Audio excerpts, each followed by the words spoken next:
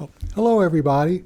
This is Steve Harvey. I'm speaking to you as a member of the board of Eliot Chapel, and I'm just here to give you some updates. Of course, we all know that Reverend Barbara is retiring at the end of June, so we're all kind of wondering, what happens from here? How does this work? What are we going to do? So I'm going to try to explain all of that, or at least explain the basics. So welcome to Ministerial Transition 101.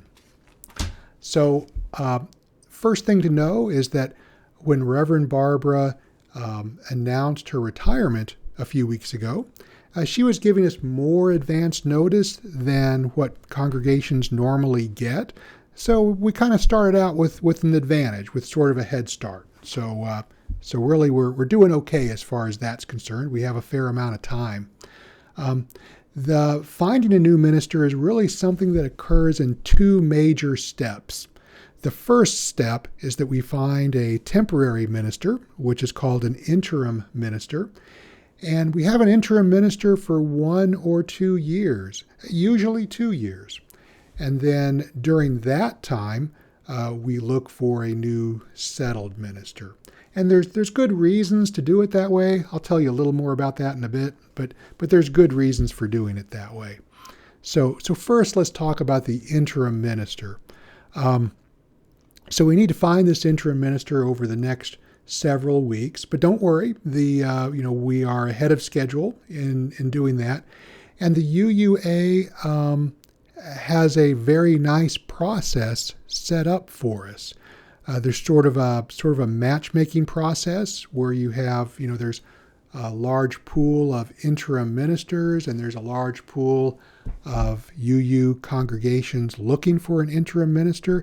And there's sort of a match process where ministers and congregations find each other in sort of a well thought out, organized way that the UUA has worked out over the years. So they have already been a big help, and the process will make things much more doable.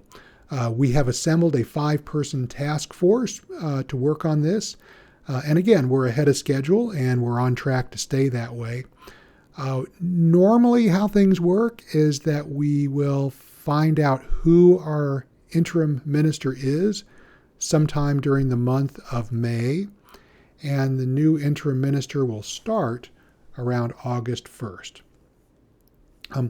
One thing people wonder sometimes is whether or not Krista Taves might be able to be our interim minister. It turns out that the answer to that question is no.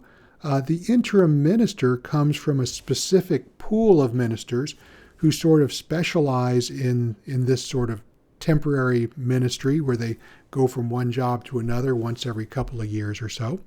And Reverend Krista is not part of that pool of interim ministers, so Reverend Krista is not eligible for that role.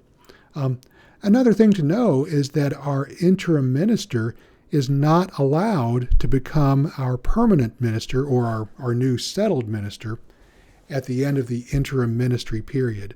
So no matter how much we like our new interim minister, that person is not allowed to be a candidate for the new settled minister. Okay, so that's the first step, is interim ministry. The next step is finding a new settled minister. Luckily, the UUA gives us a lot of help with this one also. At the same time, finding the new settled minister, it's a longer, more permanent sort of commitment. So finding that person is a larger job. We will begin assembling a search committee sometime after the interim minister arrives. And assuming that we have an interim minister for 2 years, and it probably will be 2 years. So assuming that, we're looking for a new settled minister who can start around August of 2024.